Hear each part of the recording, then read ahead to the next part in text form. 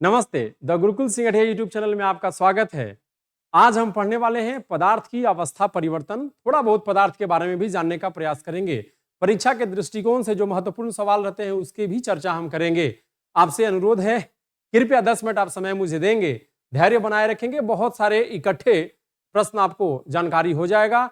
और जो बहुत कंफ्यूजिंग टॉपिक होता है, जैसे क्वथनांक, हिमांक, गलनांक, द्रवनांक, निक्षेपण और उदर्वपातन, सभी को बहुत आसानी से मैं सॉल्व करने का प्रयास करूंगा, समझाने का प्रयास करूंगा। एक ट्रिक भी आपको दूंगा जो काफी लाजवाब और मस्त होगा। तो आइए हम लोग देखते हैं। आप समय दीजिए, मुझे धैर्य से समझने का प्रयास करिए।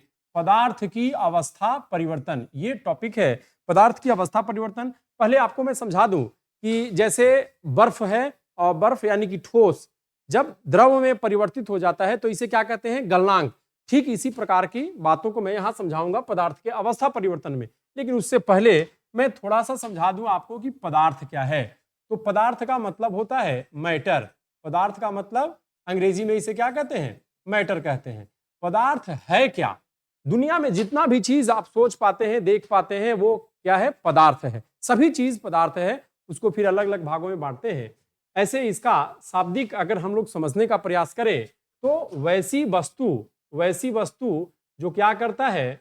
स्थान घेरता है। वैसी वस्तु जो स्थान घेरता है तथा भार है, जिसमें क्या है? भार है। वैसी वस्तु जो स्थान घेरता है और जिसमें भार है, सभी वस्तुएं क्या है? पदार्थ हैं।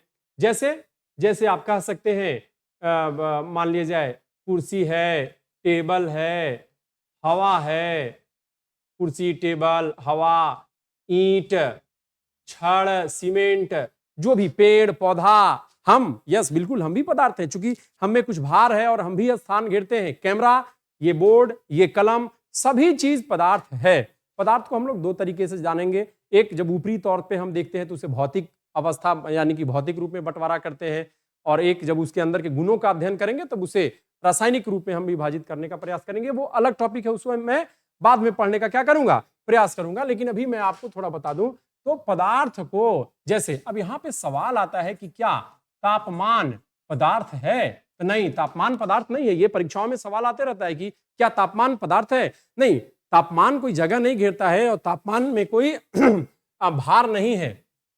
अगर प्रकाश की बात करें तो क्या प्रकाश पदार्थ है? नहीं, प्रकाश भी पदार्थ नहीं है।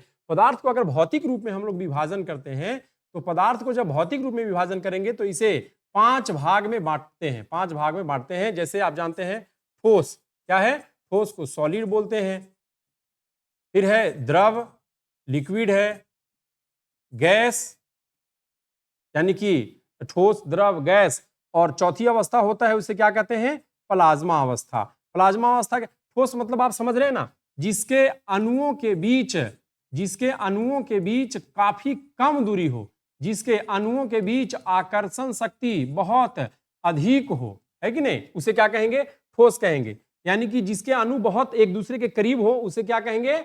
उसे ठोस कहेंगे। जिसका अणु दूर दूर होता है उसे क्या कहेंगे? द्रव कहते हैं। और जिसका अणु बहुत दूर होता है उसे क्या कहेंगे? गैस कहेंगे। यानी कि गैस स्थान बहुत ज्यादा घेरता है। इसका आकार और आयतन दोनों निश्चित होता है। इसका आकार और आयतन दोनों क्या है? निश्चित है। इसका आकार अनिश्चित है जबकि आयतन क्या है? निश्चित है। यानी कि गिलास में रख देंगे तो गिलास के रूप का हो जाएगा, लोटा में रख देंगे लोटा के रूप के हो जाएगा, बाल्टी में रख देंगे पानी को तो बाल्टी का रूप का हो जाएगा। और इसका आयतन और आकार दोनों क्या है? अनिश्चित है। तो ये द्रव हो गया। प्लाज्मा अवस्था ये चौथी अवस्था है। प्लाज्मा अवस्था यानी कि जिसे हम कह सकते हैं कि थोड़ा गाढ़ा जो होता है अवस्था, उसे क्या कहते हैं? प्लाज्मा अवस्था कहते हैं। यह सबसे गर्म अवस्था है। सबसे गर्म अवस्था, बहुत ज्यादा परीक्षाओं में सवाल आता है कि पदार्थ की सबसे गर्म अवस्था कौन है? तो प्लाज्मा अवस्था है। जैसे आप मान लीजिए खखार को ले सकते हैं। खखार जो है ना, लिबड़ी टाइप का, एकदम जो लिबड़ी होता है उसे, या आप कह सकते हैं गाढ़ा। जब नाली को हम साफ करते हैं तो नाली का बचा हुआ वैसा अवशेष जिसे हम ना पानी से बहा सकते हैं और ना उसको कड़ाही में या बोड़ा में रख करके बाहर फेंक सकते हैं, तो इस अवस्था को क्या कहते हैं? प्लाज्मा। ऐसे प्लाज्मा अवस्था की अगर हम बात करें तो मैग्मा जो पृथ्वी से निकलता है ज्वालामुखी के समय, मैग्मा प्लाज्मा अवस्था में है। पृथ्वी का केंद्रीय भाग भी क्या है? प्लाज्मा अवस्था में है। या फिर सूर्य का जो भाग होता है, सूर्य का केंद्रीय भाग, वह भी प्लाज्मा अवस्था में है। सूर्य का केंद्रीय भाग भी कैसा है? प्लाज्मा अवस्था में है, और यह पदार्थ की सबसे गर्म अवस्था है। यहां देखिए एक बात आपको मैं समझा दूं कि सूर्य में ऊर्जा का स्रोत क्या है? तो सूर्य में नाभिकीय संलयन, नाभिकीय संलयन क्या है?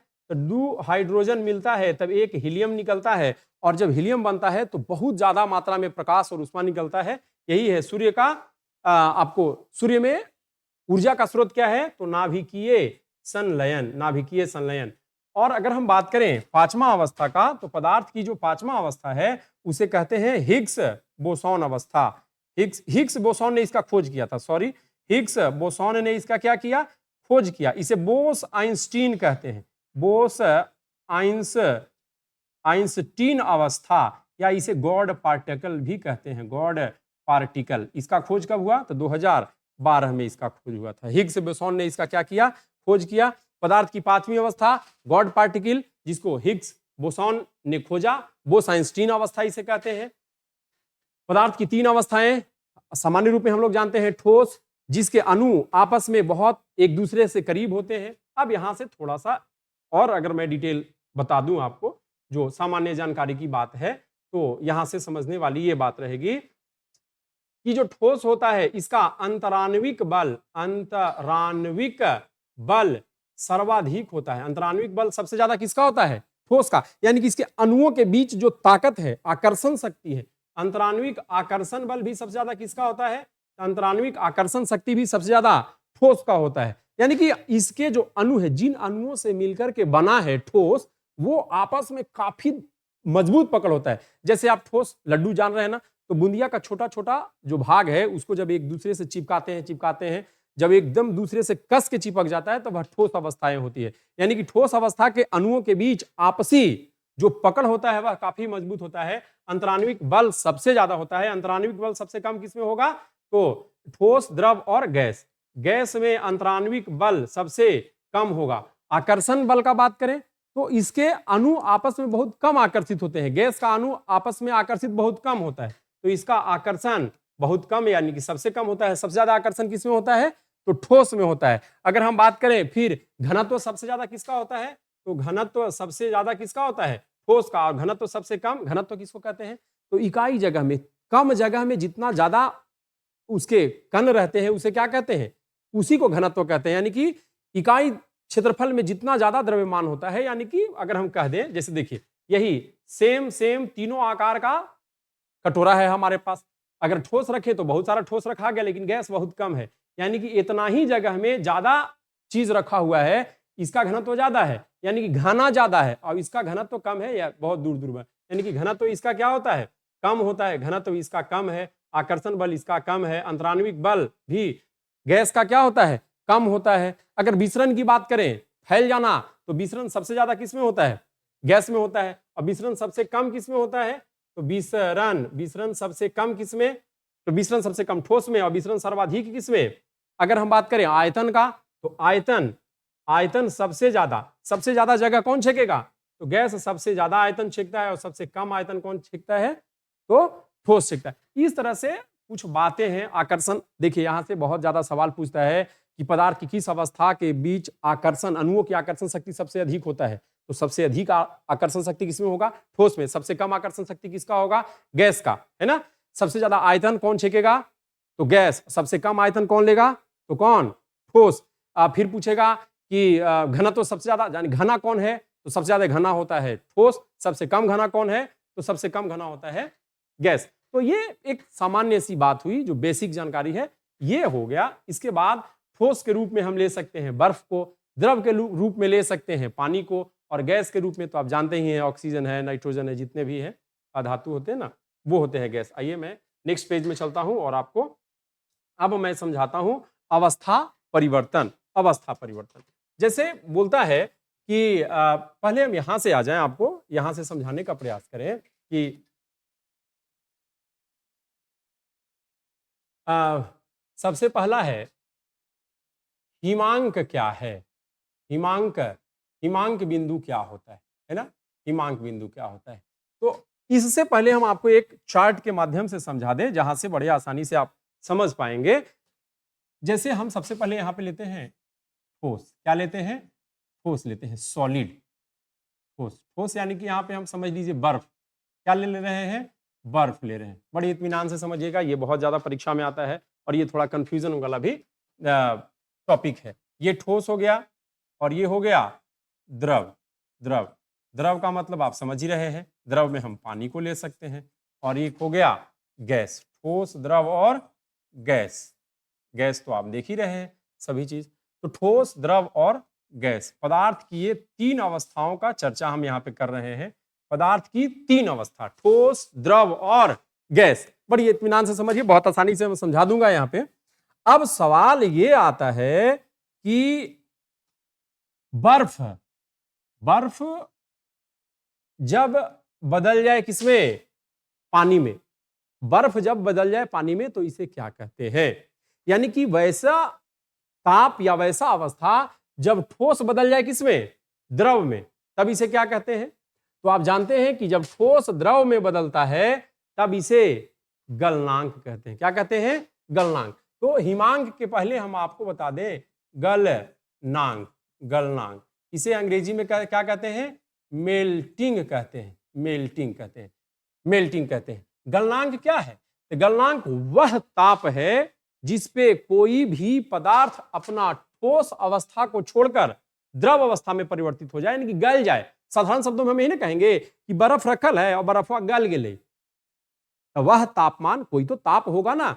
जैसे बर्फ जमा हुआ है, फ्रीज में रखे हैं तो बर्फ है, और जैसे ही फ्रीज से निकालें यानी कि तापमान बढ़ने लगा तो वह क्या हो गया? गल गया। तो इसे गलनांक कहते हैं। साधारण भाषा में समझ सकते हैं कि गलनांक माने कि गलने वाला तापमान, यानी कि गलनांक क्या है? तो वह ताप जब ठोस द्रव अवस्था में आ जाए, ठोस जब द्रव अवस्था में बदल जाता है तो उस ताप को क्या कहते हैं?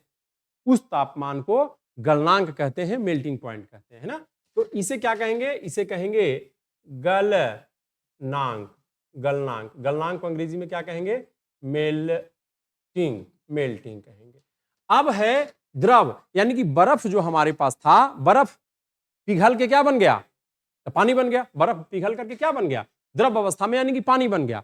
अब इसको थोड़ा और जब हम ताप देंगे, उसे हम चूल्हा पर चढ़ा दें, गैस पे चढ़ा दें, या हम खुले आसमान में धूप के नीचे रख दें, तो पानी बदलना शुरू हो जाएगा किसमें? पानी बदलना शुरू हो जाएगा गैस में। पानी बदलना किसमें शुरू हो जाएगा? गैस में। तो अब देखिए यहां पे द्रव चेंज हो रहा है किसमें? गैस में। द्रव चेंज हो रहा है गैस में, तब इसे क्या कहते हैं? तब इसे कहेंगे वाष्पन। क्या कहेंगे? वाष्पन। यानी कि जब द्रव बदल जाता है गैस में तब इसे क्या कहेंगे? वाष्पन कहेंगे, यानी कि बॉइलिंग कहेंगे। क्या कहेंगे? BOILING, बॉइलिंग, है ना। यानी कि इसे क्वथनांक कहेंगे, क्वथनांक। क्वथन होना का मतलब उबलना, खौलना, है ना। जब खौलने लगता है, यानी कि जब द्रव बदल जाए गैस में, तब इसे क्या कहेंगे? क्वथनांक कहेंगे, क्वथनांक। दूसरा हो गया क्वथनांक। क्वथनांक का मतलब वह अवस्था जब द्रव तापमान, वह तापमान जिस ताप को पकड़ने के बाद कोई भी द्रव चेंज हो जाए, किस अवस्था में? गैसीय अवस्था में। यानी कि द्रव जब गैस में बदल जाए तो उसे क्या कहेंगे? क्वथनांक कहेंगे। इसे अंग्रेजी में क्या कहते हैं? बॉइलिंग कहते हैं। अब बात आता है कि गैस हमारे पास गैस हो गया। क्या हो गया? गैस हो गया। और गैस को अब बदलना है किसमें? ठोस में। इसे हम यहां से देखिए समझने का प्रयास करेंगे, एक और आपको समझा देते हैं। ये है हमारे पास बर्फ। ये क्या है? ये बर्फ है। और बर्फ धीरे धीरे क्या हो गया? बर्फ धीरे धीरे पिघलना शुरू हो गया। तो बर्फ धीरे धीरे पिघल करके क्या बन गया? पानी बन गया। क्या बन गया? पानी। अब मान लीजिए इस पानी को हम इस तसला में रख दें, है ना। इस तसला में रख दें और इसे क्या करें? गर्म करें। और इसके ऊपर क्या रख दें हम लोग? प्लेट रख दें, ढक्कन रख दें। और पानी कहाँ तक भर गया? पानी यहाँ तक भरा हुआ है ना। पानी कहाँ तक भरा हुआ है? यहाँ तक। अब देखिए यहां से समझने का आप प्रयास करिएगा।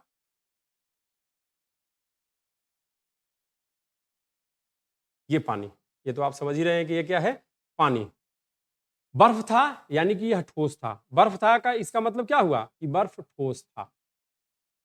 ठोस जब उष्मा पाया तो यह किसमें बदल गया? द्रव में बदल गया। किसमें बदल गया? द्रव में। और द्रव को जब हम क्या देंगे? उष्मा देंगे। द्रव को जब उष्मा देंगे तो आप देखेंगे घरे अधन होता है ना, अधन, चावल बनाने के लिए अधन करते हैं, पानी चढ़ा देते हैं और ये बदल जाता है कुची में, यह बदल जाता है भाप में। क्या में बदल जाता है? भाप में। इसी को कहते हैं गैस। यानी कि देखिए यहाँ तीनों अवस्था हम देख पा रहे हैं, ठोस, बर्फ, बर्फ बदल गया द्रव में यानी कि पानी में, और पानी को जब हीट दिए तो यह गैस अवस्था में यानी कि भाप जिसको आप कहते हैं, वाष्प जिसको कहते हैं। तो ये बर्फ से पानी का बदलने का जो क्रिया हुआ इसे कहते हैं बर्फवा गल गले, कौची हो गले? गल गले, यानी कि यह हो गया गलनांक। और इसे जब खौलावे लगे तो यह हो गया क्वथनांक, क्वथनांक यानी कि क्वथन होना, खोलना, क्वथन होना माने खोलना, तो ये हो गया क्वथनांक। अब यहां समझिए कि ये जो गैस, आप ऊपर प्लेट देख रहे हैं ना, आप ऊपर प्लेट देख रहे हैं, आपके घर में जो तसला के ऊपर प्लेट रखा रहता है, तो थोड़ी देर के बाद जब आप प्लेट को क्या करते हैं कि हटाते हैं, प्लेट को जब हटाते हैं तो देखेंगे कि अभी तो भाप था, यहां से यहां तक क्या देख रहे हैं? इन जगहों में भाप बैठा हुआ है, गैस बैठा हुआ है। और जैसे ही आप प्लेट को खींचते हैं तो देखेंगे ना कि प्लेटों में से पानी चूने लगा, यानी कि गैस बदल गया किस रूप में? द्रव अवस्था में। गैस किस अवस्था में बदल गया? द्रव अवस्था में, है ना। तो गैस किस अवस्था में बदल जाता है? द्रव अवस्था में। तो उसे क्या कहते हैं? इसे कहते हैं संघनन। संघनन, संघनन यानी कि गैस जब द्रव अवस्था में बदल जाता है, भाप जब तापमान कम होता है तो उसके अणु एक दूसरे के करीब आते हैं और वह द्रव अवस्था में बदल जाता है, तब इसे गैस कहते हैं। यही संघनन अवस्था के कारण आप समुद्र से, महासागरों से, झील से, झरना से, तालाब से, नदियों से भाप बनने वाला पानी आसमान में जाने के बाद क्या बन जाता है? बादल बन जाता है। क्या बन जाता है? बादल। यानी कि पूछेगा कि बादल किस घटना के कारण बनता है? तो संघनन के कारण, संघनन के कारण बादल बनता है। और दूसरा सवाल आता है कि कुछ बादल का रंग सफेद होता है, क्यों? तो बादल का रंग सफेद होता है प्रकाश के प्रकिरणन के कारण। प्रकाश के प्रकिरणन, प्रकिरणन के घटना के कारण, प्रकाश के प्रकिरणन के घटना के कारण क्या होता है? बादलों का रंग सफेद होता है। आइए पहले हम यहां से समझ लें, इसको पहले हम लोग क्लियर कर लें कि ठोस था, ठोस बदल गया द्रव में तो इसे कहेंगे गलनांक, गल गया, द्रव बदल जाएगा गैस में तब इसे क्या कहेंगे? क्वथनांक। और जब गैस बदल जाएगा ठोस में, गैस बदलेगा किसमें? ठोस में। जो मैं ये पार रहा हूं, बना रहा हूं चित्र, इसे आप ध्यान से समझेंगे बड़ी आसानी से। थोड़ी देर के बाद इसको हम इकट्ठा करके एक जगह समझाएंगे। अभी तो मैं बेसिक रूप से समझा रहा हूं तो आपको धीरे धीरे समय लग रहा है। तो ये देखेंगे कि जब गैस बदल रहा है किस अवस्था में? ठोस अवस्था में। यानी कि गैस जब ठोस अवस्था में बदल जाता है तब इसे क्या कहते हैं? तब इसे कहते हैं निक्षेपण। निक्षेपण क्या कहते हैं? निक्षेपण। इसको अंग्रेजी में कहते हैं डिपोजिशन, डिपोजिशन। अब ये क्या है कि गैस ठोस अवस्था में कैसे बदल जाता है? तो आप देखेंगे कि मान लीजिए आप कपूर को रख दीजिए, कपूर को रख दीजिए एक डब्बा में, थोड़ा सा हीट जैसे ही कपूर होगा तो कपूर गैस में बदल जाएगा, गैस में बदल जाएगा। और जब तापमान कम होगा तो देखेंगे कि फिर नीचे भुरभुरा भुरभुरा टाइप का बैठ जाता है। यानी कि कपूर फिर से जो गैस था वह फिर से किस अवस्था में हो गया? ठोस अवस्था में हो गया। तो उसे क्या कहते हैं? निक्षेपण, डिपोजिशन। तो एक तो ये हो गया। दूसरा आता है, तो ये इसे निक्षेपण कहेंगे। इसे क्या कहेंगे? निक्षेपण। निक्षेपण यानी कि डिपोजिशन। तो निक्षेपण क्या है? तो निक्षेपण है गैस से किसमें बदलना? गैस से ठोस में बदलना निक्षेपण कहलाता है। गैस से ठोस में बदलना क्या कहलाता है? निक्षेपण कहलाता है। अब देखिए यहां पे, अब यहां से टाइप थोड़ा सा चेंज होता है। अब बोलता है कि ठोस, ठोस से द्रव तो बदल गया, अब हम कहते हैं कि ठोस बदल जाए किसमें? गैस में। ठोस बदल जाए किसमें? गैस में। यह बड़ी महत्वपूर्ण है, यह परीक्षाओं में बहुत ज्यादा पूछता है, या सबसे ज्यादा यही पूछता है कि ठोस जब सीधे गैसीय अवस्था में बदल जाए। ऐसे तो हम लोग देखें कि बर्फ है, बर्फ को गर्म करेंगे तो पहले ठोस द्रव अवस्था में बदलेगा और द्रव से वो बदलेगा किस अवस्था में? गैसीय अवस्था में। लेकिन एक घटना ऐसी भी है कि जब ठोस द्रव अवस्था में नहीं बदलते हुए सीधे चल जाए किस अवस्था में? गैसीय अवस्था में, तब उसे क्या कहेंगे? तब उसे कहेंगे ऊर्ध्व पातन। ऊर्ध्व पातन, तब उसे क्या कहेंगे? ऊर्ध्व पातन। अंग्रेजी में कहते हैं सबलीमेशन, सब्लिमेशन, सब्लिमेशन, ये क्या है? और ऐसे पदार्थ को उधर्वपातित पदार्थ कहते हैं। ऐसे पदार्थ को क्या कहते हैं? उधर्वपातित पदार्थ। आइए अगले पेज में इसको हम लिख देते हैं। उधर्वपात, सब्लिमेशन, उधर्वपातन, उधर्वपातन। उधर्वपातन क्या है? जब ठोस वैसा ताप, जब ठोस उस ताप को पाने के बाद सीधे किस अवस्था में? गैसीय अवस्था में बदल जाता है, गैस में बदल जाता है, द्रव में नहीं बदलता है, द्रव में नहीं बदलता है। ठोस जब सीधे गैस में बदल जाता है तब इसे क्या कहते हैं? उधर्वपातन। और ऐसे पदार्थ को उधर्वपातित पदार्थ कहते हैं। ऐसे पदार्थ को उधर्वपातित पदार्थ कहते हैं। बहुत सारा आपके परीक्षाओं में एग्जाम्पल के तौर पे पूछा जाता है कि उधर्वपातित कौन है? जैसे कपूर, जैसे क्या हुआ? कपूर। तो जब आप कपूर को रखेंगे और इसे जब छोड़ देंगे, हम लोग कपूर को रख करके छोड़ देंगे, तो देखें कि थोड़ी देर के बाद कपूर सीधे सब क्या हो गया? उड़ गया आसमान में, यानी कि गैसीय अवस्था में हो गया। ये था ठोस, क्या था? ठोस। और सीधे यह बदल गया किसमें? गैसीय अवस्था में। यानी कि ठोस से जब गैस में बदल जाता है तब इसे उधर्वपातन कहते हैं, उधर्वपातन कहते हैं। और ऐसे पदार्थों को क्या कहते हैं? उधर्वपातित कहते हैं। जैसे कपूर हो गया, आयोडीन हो गया, आयोडीन, आयोडीन आई हो गया, इसको 53 है परमाणु संख्या। फिर हो गया नेफ्थलीन, नेफ्थलीन की गोलियां। नेफ्थलीन की गोलियां आप जानते हैं ना, जिसे हम लोग कहते हैं शायद फेनाइल की गोली कहते हैं, फेनाइल की गोली, फेनाइल। और ऐसे समझिए कि कपड़ा उपड़ा जब बक्सा में रखते हैं, अब तो थोड़ा प्रचलन बदल गया है, या कहीं कहीं अभी भी इसका प्रयोग होता है। पहले हम लोग देखते थे, माँ जो होती थी कपड़ा को बक्सा में जब रखती थी तो बहुत दिनों तक रखा रहता था। तो कीट पतंग से बचने के लिए उसमें एक उजला उजला इस तरह की गोलियां जो बेचने आता था ना, गांव में जो बेचने आता है, साड़ी कपड़ा या टिकली सिंदूर, ये सब वो लेकर के आता है, फिनाइल की गोली उसको बोलते हैं। तो उसे रख दिया जाता था कपड़ा में, और जब देखते थे कुछ दिन के बाद तो वो खत्म हो गया, पानी में बीने बदले वह क्या हो गया? गैसीय अवस्था में बदल गया। तो नेफ्थलीन की गोली, फिनाइल की गोली। फिर एक होता है नौसादर। क्या होता है? नौसादर। नौसादर को क्या कहते हैं? Ammonia, ammonia chloride, ammonia chloride. ये सभी बहुत एग्जाम्पल पूछे जाते हैं परीक्षा में कि अमोनिया, नौसादर, इसके NH4Cl, इसका अणुसूत्र हो गया NH4Cl। तो कपूर हो गया, आयोडीन हो गया, नेफ्थलीन हो गया, नौसादर हो गया, और इसको बोलते हैं सूखा बर्फ, सूखा बर्फ, यानी कि ठोस कार्बन डाइऑक्साइड, ठोस कार्बन डाइऑक्साइड, सूखा बर्फ। बड़ी परीक्षा में पूछता है। ड्राई आइस, ड्राई आइस इसको बोलता है, ड्राई आइस, सूखा बर्फ। तो सूखा बर्फ पूछ रहे हैं क्या होगा? देखते हैं कि जयमाला वगैरह होता है, चाहे फिल्म शूटिंग वगैरह होता है, तो देखेंगे कि नीचे एकदम भाप की तरह, धुआं की तरह उड़ रहा है, तो वो रहता क्या है? तो वही रहता है सूखा बर्फ। यह सीधे ठोस से किसमें बदल जाता है? गैसीय अवस्था में बदल जाता है। तो पूछता है कि उधर्वपातित पदार्थ कौन कौन है? तो उधर्वपातित पदार्थ में कपूर हो गया, आयोडीन हो गया, नेफ्थलीन हो गया, नौसादर हो गया, और सूखा बर्फ जिसे ड्राई आइस, ठोस कार्बन डाइऑक्साइड भी बोलते हैं। तो ये सभी पदार्थ क्या हैं?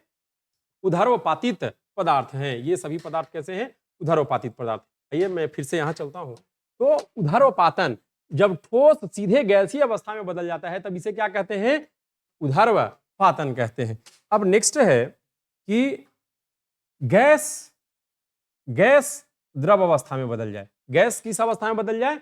द्रव अवस्था में। देखिए यहां मैं समझाया था ना, यहां मैं समझाया था कि ये जो गैस था, भाप, यानी कि जब आप तसला में बड़ा सा तसला लें और उसमें थोड़ा सा पानी रखें और उसको जब गर्म करने लगे, खौलाने लगे, तो पानी खोलने के बाद, द्रव खोलने के बाद गैसीय अवस्था में बदल जाता है। और ये गैस ऊपर वाला जो उसके ढक्कन रखे हुए हैं, ढक्कन को जब हटाएंगे तो उसमें से पानी चूने लगता है। यानी कि जो गैस था वह किस अवस्था में बदल गया?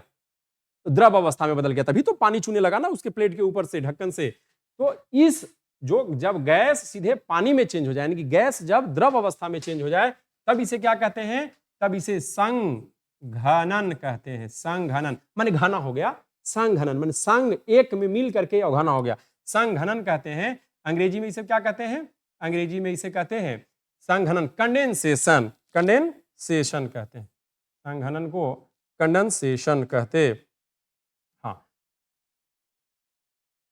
कंडेंसेशन,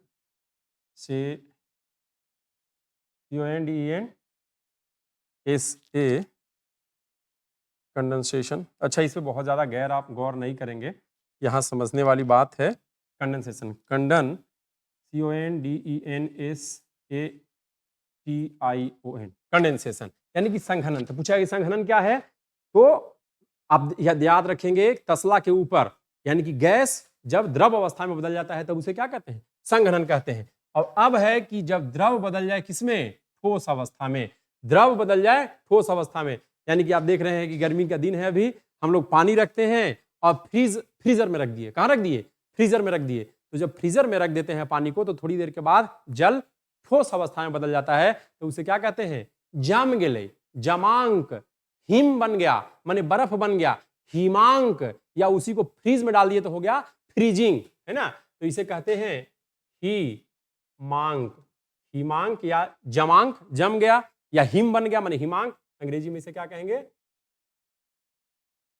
फ्रीजिंग कहेंगे। तो ये क्षोभ अवस्था है पदार्थ की, मतलब क्षोभ अवस्था में धीरे धीरे ये बदलते रहता है।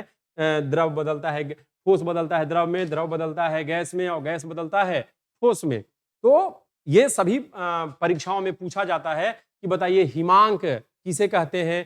तो हिमांक माने हिम में बदलना, यानी कि बर्फ में बदलना। यानी कि जब द्रव ठोस अवस्था में बदल जाए तो उसे क्या कहते हैं, उस तापमान को, यानी कि वैसा तापमान जब द्रव अपनी अवस्था को छोड़ करके ठोस में बदल जाए तो इसे हिमांक कहते हैं, है ना। तो ये कॉन्सेप्ट समझने का जरूरत है, इसे मैं यहां से समझाया। अब आइए मैं इसे एक और जगह से समझाने का, अब जैसे यहां से फ्रीज आ गया है ना, तो फ्रीज का सामान्य ताप पूछता है कभी कभी परीक्षा में आपसे कि फ्रीज का सामान्य ताप कितना होता है। तो आइए मैं यहां से समझाने का आपको प्रयास करता हूं कि फ्रीज का सामान्य ताप जो है वह कितना होता है। तो लगभग 3 डिग्री सेल्सियस के करीब होता है ना, फ्रीज का सामान्य ताप लगभग 3। अब यहाँ पे एक सवाल आ रहा था कि ये उधरोपातन वाला, कौन वाला, उधरोपातन वाला, तो ये बड़ा महत्वपूर्ण है। उधरोपातन कमरे के सामान्य ताप पर, कमरे के सामान्य ताप पर, जब कमरा का सामान्य ताप रहता है तो कपूर को, आयोडीन को, नेफ्थलीन की गोली को, नौसादर को, सूखा बर्फ को खुले में रख देंगे ना, तो ये ठोस अवस्था से सीधे क्या हो जाता है, गैसीय अवस्था में चेंज हो जाता है। तो अब देखिए यहाँ पे एक नया बात आया कि कमरे का सामान्य ताप, कमरे का सामान्य ताप। तो कमरे का सामान्य ताप कितना होता है इसको भी जान लीजिए, परीक्षाओं में ये भी कभी कभी पूछा जाता है।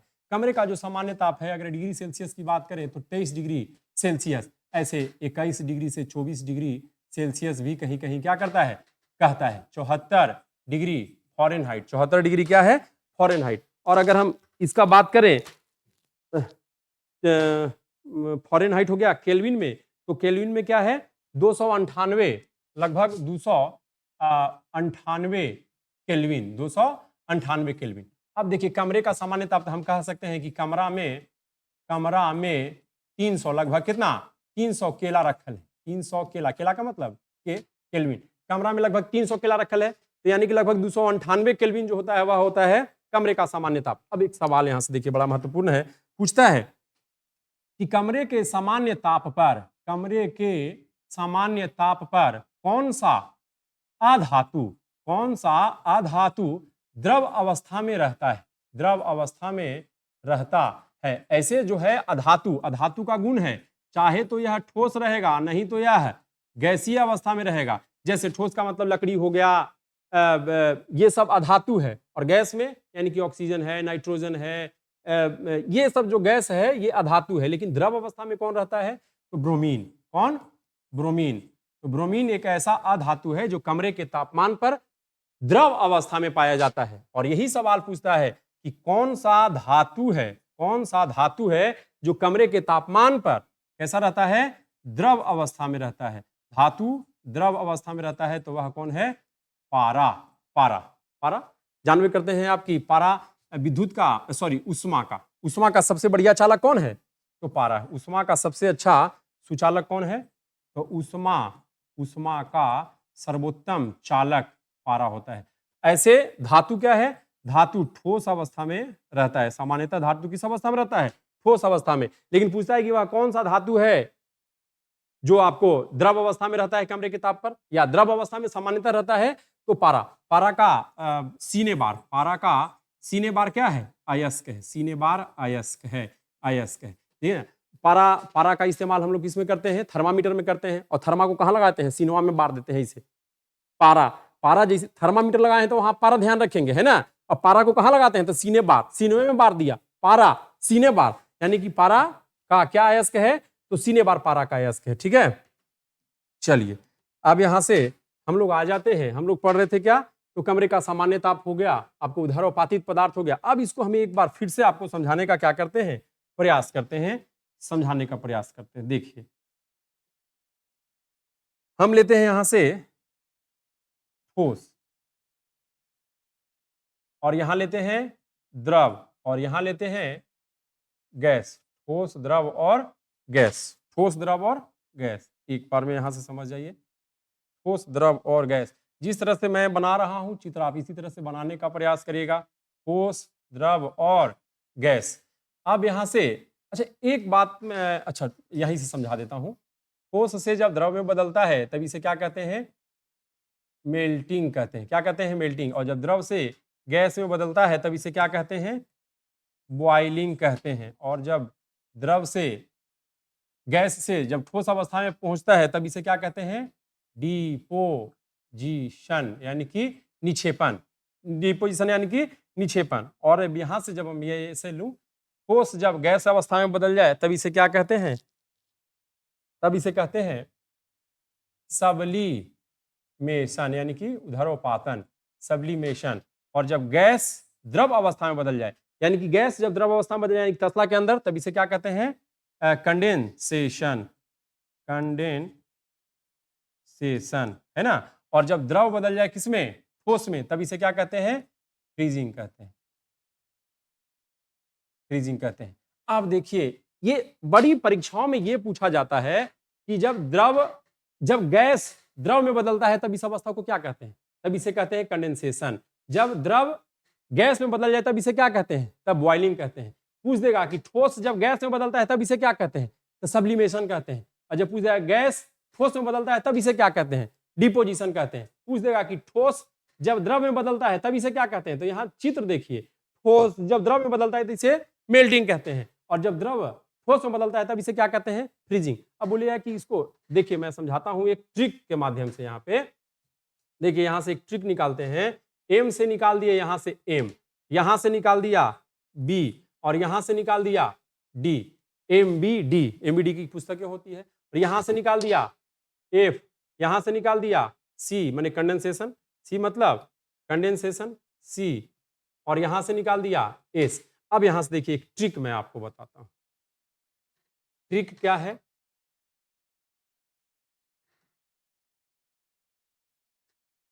यहां से लिखेंगे एम बी डी, इसको कहते हैं, एम को कहते हैं मैया बाबू, मैया बाबू, डी से दोनों, मैया बाबू दोनों।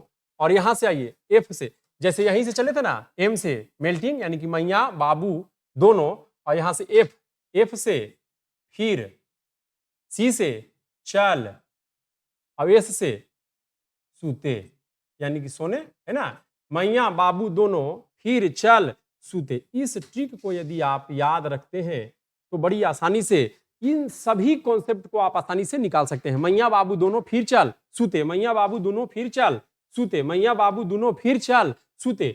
मैया, मैया का मतलब एम, बाबू का मतलब बी, दोनों का मतलब डी, फिर का मतलब एफ, चल का मतलब सी, और सूते का मतलब एस। एम से मेल्टिंग, एम से मेल्टिंग, बी से बॉइलिंग, और डी से डिपोजिशन, एफ से फ्रीजिंग, सी से कंडेंसेशन, और एस से सब्लिमेशन। आपको क्या करना है? यहां बना देना है ठोस, यहां बना देना है द्रव, और यहां बना देना है गैस। और बस इसको इस तरह से क्या करेंगे? बैठा देंगे, मैया बाबू दोनों फिर, है ना, ऐसे चल, और यहां से क्या? सूते। तो इस तरह से आप देखें कि यहां से मैं बताने का प्रयास किया, आपको समझ में आ गया होगा। हम ऐसा समझते हैं कि इस कॉन्सेप्ट को सिर्फ आप याद रखेंगे कि मैया बाबू दोनों, ये वाला जा रहा है एंटी क्लॉकवाइज, मैया बाबू दोनों, और यहां से चल रहा है ऐसे फिर चल, यानी कि लिखेंगे ऐसे लेकिन चित्र पारेंगे कैसे? ऐसे, यानी कि मैया बाबू दोनों फिर चल सूते। इस तरह से आप पदार्थ की अवस्थाओं का जो परिवर्तन का बात हुआ, इसे आप देखने का क्या किए? प्रयास किए। अब यहां से 2 पॉइंट और बच गया है, उन दोनों पॉइंट को भी आप समझ लीजिए। एक पूछता है प्रश्न आपको कि त्रिक बिंदु क्या है? त्रिक बिंदु, त्रिक बिंदु यानी कि ट्रिपल पॉइंट, ट्रिपल पॉइंट, त्रिक, त्रिक बिंदु क्या है? तो वह ताप जिस पर पदार्थ की तीनों अवस्थाएं, पदार्थ की तीनों अवस्थाएं पाई जाती है ना? वह ताप जिस पर पदार्थ की तीनों अवस्थाएं पाई जाती है उसे क्या कहते हैं? त्रिक बिंदु कहते हैं, ट्रिपल पॉइंट कहते हैं। त्रिक बिंदु कहते हैं या क्या कहते हैं?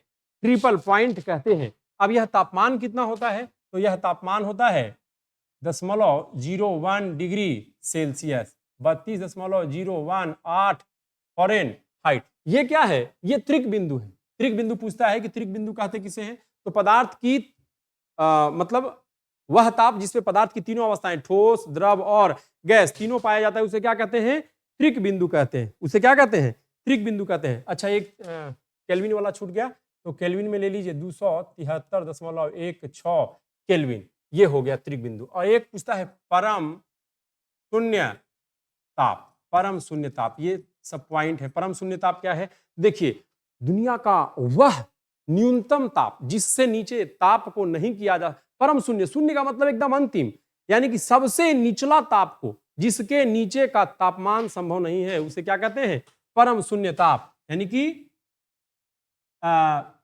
वह ताप, वह न्यूनतम ताप, वह न्यूनतम ताप, वह न्यूनतम ताप जिससे कम ताप संभव नहीं है, जिससे कम ताप संभव नहीं है, इसे क्या कहते हैं? उसे परम शून्य ताप कहते हैं। उसे क्या कहते हैं? परम शून्य ताप कहते हैं। अगर हम केल्विन की बात करें, तो केल्विन की जब बात करेंगे तो केल्विन में यह कितना होता है? 0। अगर सेल्सियस का बात करें तो सेल्सियस में -273, -273.15 डिग्री सेल्सियस। और अगर हम फ़ारेनहाइट का बात करें, किसका बात करें? फ़ारेनहाइट का बात करें तो यह होता है -459 कुछ फ़ारेनहाइट, है ना? तो ये होता है डिग्री फ़ारेनहाइट। ये होता है परम शून्य ताप। आपसे पूछा जाता है कि परम शून्य ताप का मान केल्विन में कितना होता है? तो 0 होता है। परम शून्य ताप का मान फ़ारेनहाइट में कितना होता है? तो -459 होता है। और अगर सेल्सियस की बात करें तो -273 डिग्री सेल्सियस होता है ना? तो ये हो गया 6-7 परम शून्य ताप। तो ये सब बातों का जानकारी रखना है। अब देखिए, तापमान का पैमाना 3 तरह का होता है। यहाँ से आप जानते हैं तापमान का पैमाना 3 तरह का होता है। एक को हम लोग कहते हैं डिग्री सेल्सियस, डिग्री सेल्सियस। एक को कहते हैं फ़ारेनहाइट, फ़ारेनहाइट। और एक को कहते हैं केल्विन, एक को कहते हैं केल्विन। ऐसे रोमर भी होता है। सेल्सियस का न्यूनतम ताप कितना होता है? तो सेल्सियस का न्यूनतम ताप 0 डिग्री सेल्सियस होता है। और महत्तम ताप, महत्तम मान कितना होता है? तो 100 डिग्री सेल्सियस होता है। अगर फ़ारेनहाइट की बात करें तो 32 डिग्री फ़ारेनहाइट होता है। और मैक्सिमम का बात करें तो 180 डिग्री फ़ारेनहाइट होता है। अगर केल्विन का बात करें तो केल्विन में होता है 273 केल्विन, इसमें डिग्री का माप नहीं होता है। और 373 केल्विन होता है। अगर प्रसार की बात करें कि इसका मान कितना का प्रसार होता है, माने कितना डिग्री बदलता है, तो यहाँ देखिए अंतर कितना डिग्री का है? 100 का है। यहाँ कितना का है? तो यहाँ है आपको और यहाँ भी कितना है? 100 का है। यहाँ 212, 180 यानी कि 212। देखिए यहाँ पे थोड़ा सा मिस हो रहा है, तो इसे हम क्या करते हैं, 212 डिग्री फ़ारेनहाइट। इसका अंतर कितना होता है? 180 का होता है। तो इस तरह से हम लोगों ने देखा, पदार्थ के बारे में भी थोड़ा समझने का प्रयास किया, पदार्थ की अवस्था परिवर्तन के बारे में समझने का प्रयास किया, परम शून्य ताप, त्रिक बिंदु, कमरे का तापमान, द्रव अवस्था में कौन सा धातु अधातु पाया जाता है, फिर 3 तरह के जो पैमाना है, ताप का पैमाना है, इसको भी जानने का क्या किया? प्रयास किया। तो बाकी जानकारी के साथ हम लोग अगले वीडियो में मिलने का प्रयास करेंगे। अगर आपको अच्छा लगे वीडियो तो इसे अपना प्यार दीजिए, कमेंट कीजिए, सब्सक्राइब करिए, लोगों से शेयर करने के लिए कहिए। बाकी आपकी डिमांड पे अगला टॉपिक भी बनाने का, अपना अगला विषय वस्तु बनाने का प्रयास करूंगा। धन्यवाद।